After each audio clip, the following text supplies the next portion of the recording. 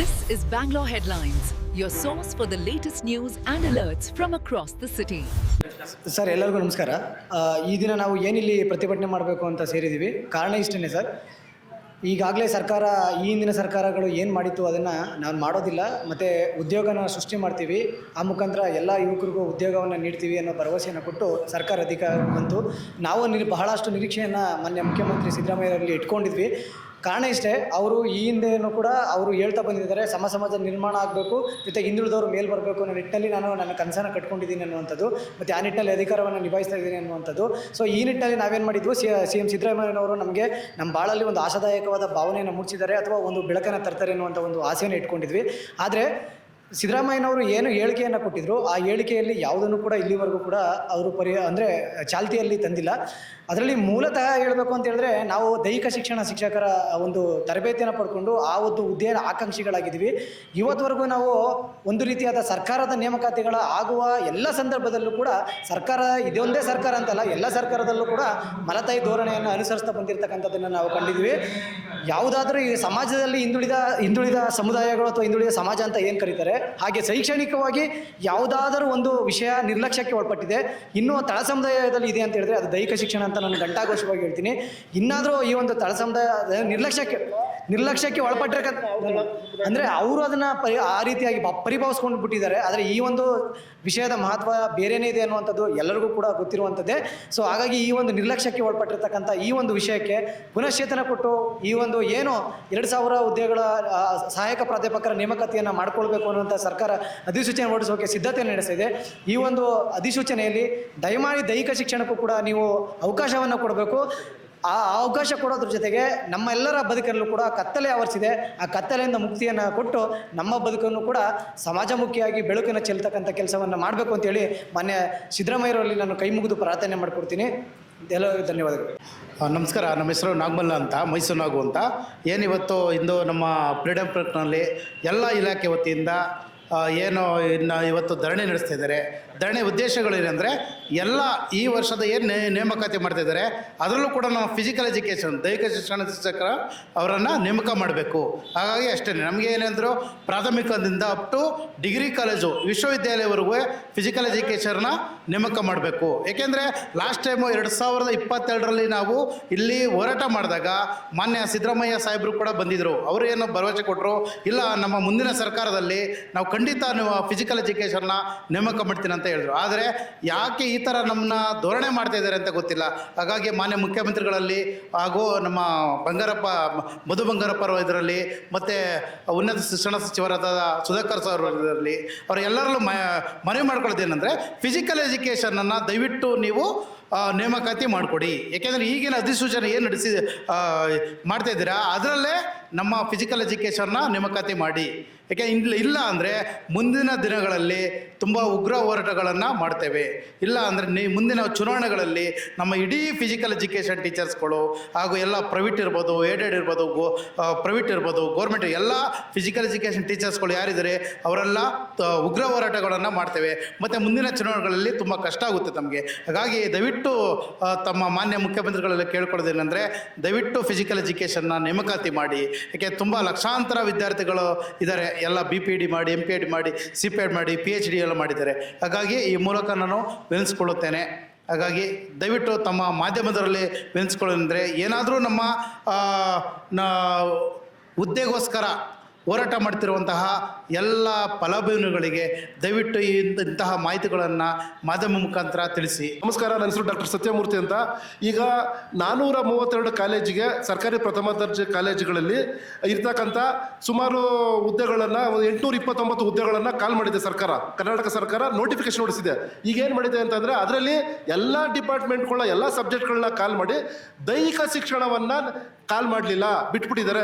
ಯಾಕೆ ನಮ್ಮ ಒಂದು ಬೇಡಿಕೆ ಏನಂದ್ರೆ, ದೈಹಿಕ ಶಿಕ್ಷಣ ಸಹ ಇಂಪಾರ್ಟೆಂಟ್ ಸ್ಕೋಪ್ ಇರ್ತಕ್ಕಂಥ ಸಬ್ಜೆಕ್ಟು. ನಾವೆಲ್ಲ ಡಿಗ್ರಿ ಎಲ್ಲ ಮಾಡ್ಕೊಂಡಿದ್ದು, ಡಿಗ್ರಿ ಮತ್ತು PhD ನೆಟ್ಟು ಸ್ಟೇಟ್ ಎಲ್ಲ ಮಾಡ್ಕೊಂಡಿದ್ದರಿಂದ ದೈಹಿಕ ಶಿಕ್ಷಣನೂ ನೋಟಿಫಿಕೇಶನ್ ಮಾಡಿ ನಮಗೂ ಸಹ ನ್ಯಾಯ ಒದಗಿಸ್ಕೊಡ್ಬೇಕು ಅಂತ ನಾನು ಈ ಮೂಲಕ ಸರ್ಕಾರದ ಮಾನ್ಯ ಮುಖ್ಯಮಂತ್ರಿಗಳಲ್ಲಿ ಕೇಳ್ಕೊಳ್ತೀನಿ ಸರ್. ಯಾಕೆ ಈ ಮೂಲಕ ನ್ಯಾಯ ಒದಗಿಸ್ಕೊಡೋದ್ರ ಮೂಲಕ ನಮ್ಮಲ್ಲಿಗೆ ಜೀವನಕ್ಕೆ ನೀವು ಸಹಕಾರ ಆಧಾರ ಸ್ತಂಭ ಆಗಬೇಕು ಅಂತೇಳಿ, ಸರ್ಕಾರದ ಮುಖಾಂತರ ಆಧಾರ ಸ್ತಂಭ ಆಗಬೇಕು ಅಂತೇಳಿ ನಾವು ನಿಮಗೆ ಒತ್ತಾಯ ಮಾಡ್ತೀವಿ ಸರ್. ನಮಸ್ಕಾರ ಸರ್.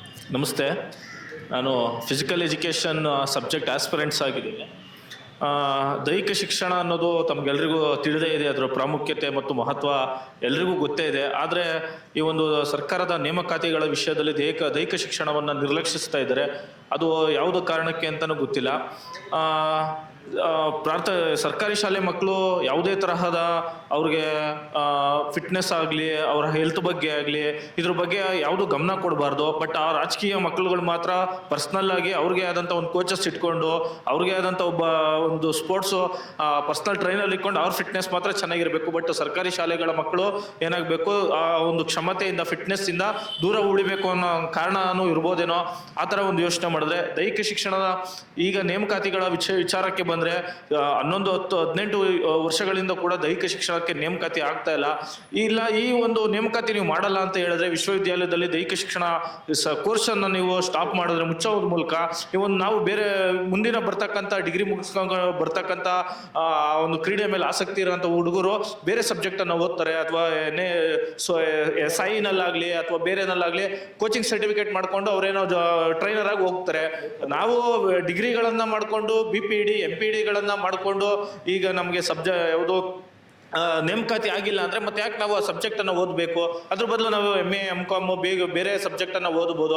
ಅದರಿಂದ ತಮ್ಮ ಸರ್ಕಾರಕ್ಕೆ ಈ ಮೂಲಕ ಏನು ಗಮನಕ್ಕೆ ತರ್ತೀವಿ, ನೀವು ನೇಮಕಾತಿ ಮಾಡದೇ ಇದ್ರೆ ಮುಂದಿನ ವರ್ಷದಿಂದ ಎಲ್ಲ ವಿಶ್ವವಿದ್ಯಾಲಯದಲ್ಲೂ ದೈಹಿಕ ಶಿಕ್ಷಣವನ್ನು ನೀವು ಸ್ಟಾಪ್ ಮಾಡಿ, ಒಂದು ಕೋರ್ಸನ್ನು ಇಡಬೇಡಿ. ನಾವು ಅದರ ಆಸ್ಪಿರೆಂಟ್ ಆಗೋದಿಲ್ಲ ಅಂತ ಈ ಮೂಲಕ ಹೇಳ್ತೀನಿ. ಅದ್ರ ಮೂಲಕ ಈಗಾಗಲೇ ಸಿದ್ದರಾಮಯ್ಯ ಸರ್ ಒಂದ್ಸಲಿ ಮಾತು ಕೊಟ್ಟಾಗೆ ತಾವು ಆ ಮಾತನ್ನು ಉಳಿಸ್ಕೋಬೇಕು. ಯಾವ ದೈಹಿಕ ಶಿಕ್ಷಣದ ಬಗ್ಗೆ ನೀವು ಏನು ನೇಮಕಾತಿ ಮಾಡ್ತೀನಿ ಅಂತ ಹೇಳಿ ನೀವು ಮಾತು ಕೊಟ್ಟಿದ್ರೆ ಆ ಮಾತನ್ನು ಉಳಿಸ್ಕೊಂಡು ಈಗ ಪ್ರಾಥಮಿಕ ಮತ್ತು ಪ್ರೌಢಶಾಲೆ ಮತ್ತು PUC ಡಿಗ್ರಿ ಕಾಲೇಜು ಎಲ್ಲ ವಿಭಾಗಗಳಲ್ಲೂ ಕೂಡ ದೈಹಿಕ ಶಿಕ್ಷಣ ನೇಮಕಾತಿ ಮಾಡ್ಕೋಬೇಕೆಂದು ತಮಗೆ ಈ ಮೂಲಕ ಮನವಿಯನ್ನು ಸಲ್ಲಿಸ್ತಾ ಇದ್ದೀವಿ ಸರ್. ಕರ್ನಾಟಕದ ಎಲ್ಲ ಸ್ಪರ್ಧಾಂತರೇ ನಮಸ್ತೆ. ಸ್ನೇಹಿತರೆ, ಇವತ್ತು ಫ್ರೀಡಮ್ ಪಾರ್ಕ್ದಲ್ಲಿ ನಾವು ಒಂದು ಹೋರಾಟ ಮಾಡ್ತಾ ಇದ್ದೀವಿ. ಕಳೆದ 3 ವರ್ಷಗಳಿಂದ ಕಾಂಗ್ರೆಸ್ ಸರ್ಕಾರ ನಿರುದ್ಯೋಗ ಕ್ರಾಂತಿಯನ್ನು ನಮ್ಮೆಲ್ಲ ಒಂದು ಆಸ್ಪಿರೆಂಟ್ಗೆ ಕೊಡ್ತಾ ಇದೆ. ಈ ಒಂದು ಸಂಬಂಧಪಟ್ಟಂತೆ ಸಾಕಷ್ಟು ಹೋರಾಟಗಳನ್ನ ಮಾಡಿದರೂ ಸಹಿತ ಸರ್ಕಾರ ನಮ್ಮ ಕಡೆ ಕಣ್ಣೆತ್ತು ಸಹಿತ ನೋಡ್ತಾ ಇಲ್ಲ. ಸೊ ಇಲ್ಲಿ ಸಮಸ್ಯೆ ಆಗಿರೋದು ಏನು ಅಂತಂದರೆ, ಕರ್ನಾಟಕದ ಪ್ರಜೆಗಳಿಗೆ ಇವರು ಏನು ಆಡಳಿತಕ್ಕೆ ಬರಬೇಕಾದ್ರೆ ಒಂದು ಆಶ್ವಾಸನೆಯನ್ನು ಕೊಟ್ಟು ಆಡಳಿತಕ್ಕೆ ಬಂದಿದ್ದಾರೆ. ಅಂದರೆ ಏನು ಆಶ್ವಾಸನೆ ಅಂತಂದರೆ, ನಾವು 5 ಗ್ಯಾರಂಟಿಗಳನ್ನ ಕೊಡ್ತೀವಿ ಅಂತೇಳಿ. ಸೊ ಇವರು 5 ಗ್ಯಾರಂಟಿಗಳನ್ನ ಕೊಟ್ಟು ಇಲ್ಲಿ ಈ 5 ಗ್ಯಾರಂಟಿಗಳಿಂದ ಆಗ್ತಕ್ಕಂಥ ಸಮಸ್ಯೆಗಳು ಏನು ಅಂತಂದರೆ ನಿರುದ್ಯೋಗ ಕ್ರಾಂತಿ ಆಗ್ತಾ ಇದೆ. ಇವರು 2-3 ವರ್ಷ ಅವಧಿಯಲ್ಲಿ ಯಾವ ಒಂದು ಹುದ್ದೆಯನ್ನು ಫಿಲ್ಅಪ್ ಮಾಡಿಲ್ಲ. ಸೊ ಇದು ಎಲ್ಲ ಒಂದು ನೋಡಿ, ಗ್ಯಾರಂಟಿ ಬರ್ತಾ ಇದೆ ಅಂತೇಳಿ ನಮ್ಗೆ ಭಾಳ ಖುಷಿ ಆಗುತ್ತೆ. ಯಾಕಂದರೆ ನಮ್ಮ ತಂದೆ ತಾಯಿಗಳಿಗೆ ಅಥವಾ ತಾಯಿಗೆ 2,000 ಬರ್ತಾ ಇದೆ ಅಂತೇಳಿ ಭಾಳ ಖುಷಿ ಆಗುತ್ತೆ. ಬಟ್ ನಾವು ನಿರುದ್ಯೋಗವನ್ನು ಅನುಭವಿಸ್ತಾ ಇದ್ದೀವಿ. 10 ವರ್ಷಗಳಿಂದ ನಾವೇನು ಪಾತ್ರ ಯಾವುದೇನು ತೆಗೆದುಕೊಳ್ಳೋಕೆ ಆಗ್ತಾ ಇಲ್ಲ ನಮ್ಮ ಕಡೆಯಿಂದ. ಸೊ ಈ ಸರ್ಕಾರಕ್ಕೆ ನಾವು ಅಥವಾ ಈ ಜನತೆಗೆ ಇಷ್ಟೇ ಹೇಳೋದು ಇಷ್ಟೇ, ಮುಂಬರ್ತಕ್ಕಂಥ ದಿನಗಳಲ್ಲಿ ತಾಲೂಕು ಪಂಚಾಯತಿ, ಜಿಲ್ಲಾ ಪಂಚಾಯತಿ, ಗ್ರಾಮ ಪಂಚಾಯತಿ, ಗ್ರೇಟರ್ ಬೆಂಗಳೂರು ಇಲ್ಲಿ ಇಲೆಕ್ಷನ್ ಬರ್ತಾ ಇದೆ. ಸೊ ನೇಮಕಾತಿ ಆಗಬೇಕಾ, ಈ ಇಲೆಕ್ಷನ್ನ ಬೈಕಾಟ್ ಮಾಡಿ. ಈ ಇಲೆಕ್ಷನ್ ಬೈಕಾಟ್ ಮಾಡಿ ಬೀದರ್ದಿಂದ ಚಾಮರಾಜನಗರ ಹಿಡಿದು ಏನು ಮತದಾರ ಪ್ರಭುಗಳಿದ್ರಿಲ್ಲ, ಸೊ ಇವರಿಗೆ ಯಾವುದೇ ಕಾರಣಕ್ಕೂ ನೀವು ಓಟನ್ನು ಹಾಕಬೇಡಿ. ನೋಟಾಕಿ ಏನು ಪಾತ್ರ ಓಟ್ ಹಾಕಿ ಅಂದಾಗ ಇವರಿಗೆ ಬುದ್ಧಿ ಬರುತ್ತೆ. ಅಲ್ಲಿಯವರೆಗೆ ಯಾವುದೇ ಕಾರಣಕ್ಕೂ ನೇಮಕಾತಿ ಮಾಡುವಂಥ ಚಾನ್ಸಸ್ಸು ತುಂಬ ಕಡಿಮೆ ಇದೆ. ನಾನು ಹೇಳ್ತಾ ಇದ್ದೀನಿ. ಯಾಕೆ ಈ ಮಾತನ್ನು ಹೇಳ್ತಾ ಇದ್ದೀನಿ ಅಂತಂದರೆ, ಬಜೆಟಲ್ಲಿ ಅವಿಗೆ ಯಾವುದೇ ಕಾರಣಕ್ಕೂ ದುಡ್ಡಿಲ್ಲ. ಸೊ ಈ ಗೃಹಲಕ್ಷ್ಮಿಗೆ ಏನು ಸ್ಕೀಮ್ಗಳು ಕೊಟ್ಟಾರಲ್ಲ, ಇವುಗಳಿಗೆ ದುಡ್ಡಿಲ್ಲ. ಆ ಕಾರಣಕ್ಕಾಗಿ ನೇಮಕಾತಿ ಮಾಡೋದೇ ಇಲ್ಲ ಅವರು. ಅದಕ್ಕೆ ಸರ್ಕಾರಕ್ಕೆ ನಾವು ಬುದ್ಧಿ ಕಲಿಸ್ಬೇಕು ಅಂತಂದರೆ, ಮುಂಬರ್ತಕ್ಕಂಥ ಚುನಾವಣೆಗಳಲ್ಲಿ ನಿಮ್ಮ ತಂದೆ ತಾಯಿಗಳಿಗೆ, ಪಾಲಕರಿಗೆ, ನಿಮ್ಮ ಅಕ್ಕಪಕ್ಕದವ್ರಿಗೆ ಎಲ್ರಿಗೂ ಹೇಳಿ ನೋಟ ಹಾಕಬೇಕು, ಅಥವಾ ಬೇರೆ ಯಾವುದೋ ಪಕ್ಷಕ್ಕೆ ಹಾಕಿ. ಸೊ ಇಲ್ಲಿ ಈ ಸರ್ಕಾರ ಯಾವುದೇ ಕಾರಣಕ್ಕೂ ಒಂದು ಸಿಂಗಲ್ ಓಟನ್ನು ತೆಗೆದುಕೊಳ್ಳೋಕ್ಕೆ ಸಾಧ್ಯ ಆಗಿರಬಾರ್ದು. ಇಷ್ಟೇ ನಾನು ಈ ಮೂಲಕ ರಿಕ್ವೆಸ್ಟ್ ಮಾಡ್ತಾರೆ. ನನ್ನ ಹೆಸರು ಹೊನ್ನಪ್ಪ ಅಂತ, ತುಮಕೂರು ಜಿಲ್ಲೆ ಚಿಕ್ಕನಾಗನಹಳ್ಳಿ ತಾಲೂಕು ಯಳನೋಡಿಂದ ಬಂದಿದ್ದೀನಿ. ಸುಮಾರು 19 ವರ್ಷಗಳಿಂದ ಪ್ರಾಥಮಿಕ ಶಾಲಾ ದೈಹಿಕ ಶಿಕ್ಷಕರ ನೇಮಕಾತಿ ಮಾಡಿಲ್ಲ. ಯಾವುದೇ ಸರ್ಕಾರ ಬರಲಿ ಮಲತಾಯಿ ಧೋರಣೆ ಮಾಡ್ತಾ ಇದ್ದಾರೆ. 14 ವರ್ಷಗಳಿಂದ ಪ್ರಾಥಮಿಕ ಶಾಲೆಗಳಿಗೆ ದೈಹಿಕ ಶಿಕ್ಷಕರ ನೇಮಕಾತಿ ಮಾಡಿಲ್ಲ. ಎಲ್ಲ ಅಭ್ಯರ್ಥಿಗಳ ವಯೋಮಿತಿ ಮೀರ್ತಾ ಇದೆ. ಯಾವುದೇ ಸರ್ಕಾರ ಬಂದರೂ ತಾರತಮ್ಯ ಮಾಡ್ತಾ ಇದ್ದಾರೆ. ಪ್ರತಿ ಶಾಲೆಯಲ್ಲೂ ವೈದ್ಯನಾಥ್ ಸಮಿತಿಯ ಪ್ರಕಾರ ಪಠ್ಯಪುಸ್ತಕ ಬಿಡುಗಡೆ ಮಾಡಿದ್ದಾರೆ. ಆದರೆ ಸೈನ್ಸ್ ಟೀಚರು ಸೈನ್ಸ್ ಬುಕ್ ಬೋಧನೆ ಮಾಡ್ತಾರೆ, ಮ್ಯಾಥ್ಸ್ ಟೀಚರು ಮ್ಯಾಥ್ಸ್ ಬೋಧನೆ ಮಾಡ್ತಾರೆ. ಫಿಸಿಕಲ್ ಎಜುಕೇಷನ್ನು ಬುಕ್ಸ್ ಇದೆ, ಅದನ್ನು ಬೋಧನೆ ಮಾಡೋರು ಯಾರು? ಸರ್ಕಾರ ಖೇಲೋ ಇಂಡಿಯಾ, ಫಿಟ್ ಇಂಡಿಯಾ ಎಲ್ಲ ಜಾರಿ ಮಾಡಿದೆ. ಆದರೆ ಅದನ್ನೆಲ್ಲ ಕಾರ್ಯರೂಪಕ್ಕೆ ತರೋಕ್ಕೆ ದೈಹಿಕ ಶಿಕ್ಷಕರೇ ಇಲ್ಲ. ವಿಶ್ವಗುರು ಭಾರತ ಅಂತ ಹೇಳ್ತಾರೆ. ಯೋಗ ಹುಟ್ಟಿರೋದೇ ಭಾರತದಲ್ಲಿ. ಆದರೆ ದೈಹಿಕ ಯೋಗ ಕೊಟ್ಟ ದೇಶದಲ್ಲೇ ಪ್ರಾಥಮಿಕ ಶಾಲೆಯಲ್ಲಿ ಯೋಗನೇ ಇಲ್ಲ, ದೈಹಿಕ ಶಿಕ್ಷಕರಿಲ್ಲ. ಒಲಿಂಪಿಕ್ಕಲ್ಲಿ ಒಂದು ಮೆಡಲ್ ಇಲ್ಲ ನಮ್ಮದು. ಯಾಕೆಂದರೆ ನಮಗೆ ಬೇಸಿಕ್ ಇಲ್ಲ. ಓಕೆ, ಬೇಸಿಕ್ ಇಲ್ಲ. ಬೇಸಿಕ್ ಇಲ್ಲದಿದ್ದರಿಂದ ನಮ್ಮ ದೇಶದಲ್ಲಿ ಮೆಡಲ್ ಗೆಲ್ಲೋದಕ್ಕಾಗ್ತಾ ಇಲ್ಲ. ಬರೀ ಒಂದೇ ಒಂದು ಕ್ರಿಕೆಟಲ್ಲಿ ಚೆನ್ನಾಗಿ ಆಡ್ತಿದ್ದಾರೆ ಬಿಟ್ಟರೆ ಇನ್ಯಾವುದೇ ಗೇಮ್ಗಳು, ಅಥ್ಲೆಟಿಕ್ಸು, ವಾಲಿಬಾಲ್, ಖೋಖೋ, ಕಬಡ್ಡಿ ಯಾವ ಗೇಮು ನಮ್ಮ ಇಂಡಿಯಾದಲ್ಲಿ ಅಭಿವೃದ್ಧಿ ಆಗಿಲ್ಲ, ಬೇರೆ ಫಾರಿನ್ ಥರ. ಹಾಗಾಗಿ ನಮ್ಮ ದೇಶಕ್ಕೆ ಕರೋನಾದಲ್ಲಿ ಮಕ್ಕಳು ಮೊಬೈಲ್ ಹಿಡ್ಕೊಂಡು ಆಟ ಆಡಿ ಖಿನ್ನತೆಗೊಳಗಾಗ್ತಿದ್ದಾರೆ. ಮಕ್ಕಳಿಗೆ ಫಿಸಿಕಲ್ ಎಜುಕೇಷನ್ ತುಂಬ ಇಂಪಾರ್ಟೆಂಟು. ಶಾಲೆ 4 ಗೋಡೆಗಳಲ್ಲಿ ಮಧ್ಯದಲ್ಲಿ ಕೂತು ಪಾಠ ಕೇಳೋದು ಮಕ್ಕಳಿಗೆ ಬೋರ್ ಆಗುತ್ತೆ. ಆದರೆ ಒಂದು ಪೀರಿಯಡ್ ಗ್ರೌಂಡಿಗೆ ಬಂದು ಆಟ ಆಡೋದ್ರಿಂದ ಅವರ ಮೈಂಡ್ ರಿಲ್ಯಾಕ್ಸೇಷನ್ ಆಗುತ್ತೆ, ಆರೋಗ್ಯಗಿರ್ತಾರೆ. ಆರೋಗ್ಯ ಇರೋ ಮಕ್ಕಳಿಂದ ದೇಶ ಅಭಿವೃದ್ಧಿ ಸಾಧ್ಯ. ಅನಾರೋಗ್ಯ ಮಕ್ಕಳಿಂದ ದೇಶ ಅಭಿವೃದ್ಧಿ ಆಗಲ್ಲ. ಸ್ವಾಮಿ ವಿವೇಕಾನಂದರು ಏನು ಹೇಳಿದ್ದಾರೆ, ಎಲ್ಲಿ ಕ್ರೀಡಾಂಗಣಗಳು ಇರ್ತಾವೋ ಅಲ್ಲಿ ಆರೋಗ್ಯ ಇರುತ್ತೆ, ಅನಾರೋಗ್ಯ ಓಡುತ್ತೆ ಅಂತ ಹೇಳಿದ್ದಾರೆ. ಫಸ್ಟು ನಮ್ಮ ದೇಶಕ್ಕೆ ಬೇಕಾಗಿರೋದು ಕ್ರೀಡಾ ಅಂಗಣಗಳು ಮತ್ತು ದೈಹಿಕ ಶಿಕ್ಷಕರನ್ನ ನೇಮಕಾತಿ ಮಾಡಬೇಕು ಅಂತ ಕೇಳ್ಕೊತೀನಿ. ಸುಮಾರು ವರ್ಷಗಳು 19 ವರ್ಷ ಯಾವ ಸರ್ಕಾರ ಬಂದರೂ ನೇಮಕಾತಿ ಮಾಡಿಲ್ಲ. ಅಭ್ಯರ್ಥಿಗಳ ಮನಸ್ಥಿತಿ ಏನಾಗಿರ್ಬೋದು, ಸರ್ಕಾರದ ಬಗ್ಗೆ ನಾವು ಎಷ್ಟು ಇಡೀ ಶಾಪ ಹಾಕಿರ್ಬೋದು. ಸದನದಲ್ಲಿ ಪ್ರತಿ ಬಾರಿ ಕ್ವಶನ್ ಕೇಳ್ತಾರೆ, ದೈಹಿಕ ಶಿಕ್ಷಕರ ನೇಮಕಾತಿ ಮಾಡಿ ಅಂತ. ಅತಿ ಶೀಘ್ರದಲ್ಲೇ ಮಾಡ್ತೀವಿ, ಹಣಕಾಸು ಅನುಮೋದನೆಗೆ ಹೋಗಿದೆ, ಬಂದ ತಕ್ಷಣ ಮಾಡ್ತೀನಿ ಅಂತಿದ್ದಾರೆ. 19 ವರ್ಷ ಬೇಕಾ ನೇಮಕಾತಿ ಮಾಡೋದಕ್ಕೆ? ಬ್ರಿಟಿಷ್ ಸರ್ಕಾರ ಇದ್ದಿದ್ರು ನಮ್ಮ ಮನವಿಗೆ ಗೋಗರ್ದು ನೇಮಕಾತಿ ಏನೋ ಮಾಡ್ತಾ ಇತ್ತು. ನಮ್ಮ ಸರ್ಕಾರ, ನಮ್ಮದೇ ಸರ್ಕಾರ, ನಾವೇ ಆರಿಸಿ ಕಳಿಸಿರೋ ಪ್ರತಿನಿಧಿಗಳಿದ್ರು ದೈಹಿಕ ಶಿಕ್ಷಣ ನೇಮಕಾತಿ ಮಾಡ್ತಿಲ್ಲ. ಮಧು ಬಂಗಾರಪ್ಪರು ಪ್ರತಿ ಬಾರಿ ಹೇಳ್ತಾ ಇದ್ದಾರೆ ಮಾಡ್ತೀವಿ ಅಂತ. ದಯವಿಟ್ಟು ಎಷ್ಟು ಹುದ್ದೆಗಳಿದೆ ಅಷ್ಟನ್ನು ನೇಮಕಾತಿ ಮಾಡಬೇಕು ಅಂತ ಕೇಳ್ಕೊತೀನಿ. ಈಗಿನ ಮಕ್ಕಳ ಜೊತೆ ನಾವು ಫೈಟ್ ಮಾಡೋಕ್ಕಾಗಲ್ಲ. ಕರೋನಾದಲ್ಲಿ 100ಕ್ಕೆ 100 ತೆಗ್ದಿರೋ ಮಕ್ಕಳು ತುಂಬ ಮಕ್ಕಳಿದ್ದಾರೆ. ಹಾಗಾಗಿ ನಮ್ಮ ಎಜುಕೇಷನ್ ನಮ್ಮದು ನಾನ್ ಸೇಮ್, ಈಗಿನದೆಲ್ಲ ಸೆಮ್ ಮಕ್ಕಳ ಜೊತೆ ಸೇಮ್ ಫೈಟ್ ಮಾಡೋದು ತುಂಬ ಕಷ್ಟ ಇದೆ.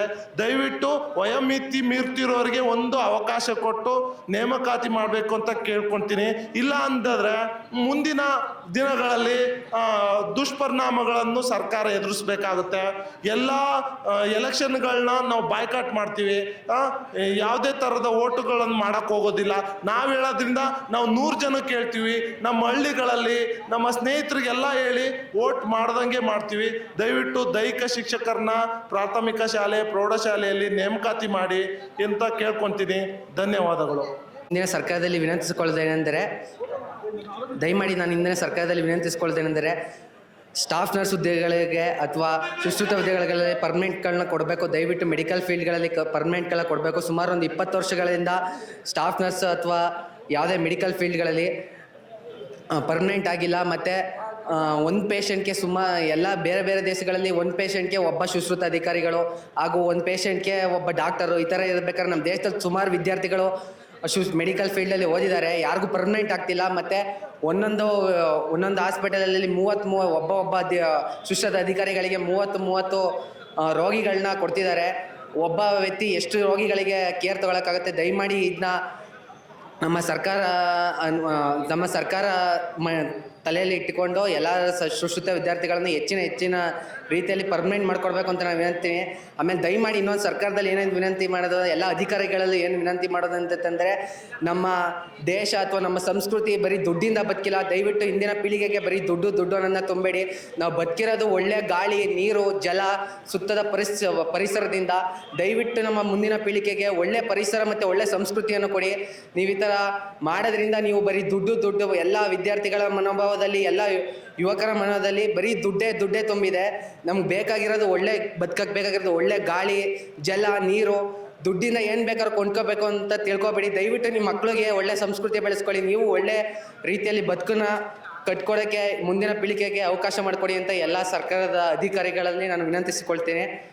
ಧನ್ಯವಾದಗಳು. Subscribe channel for latest update.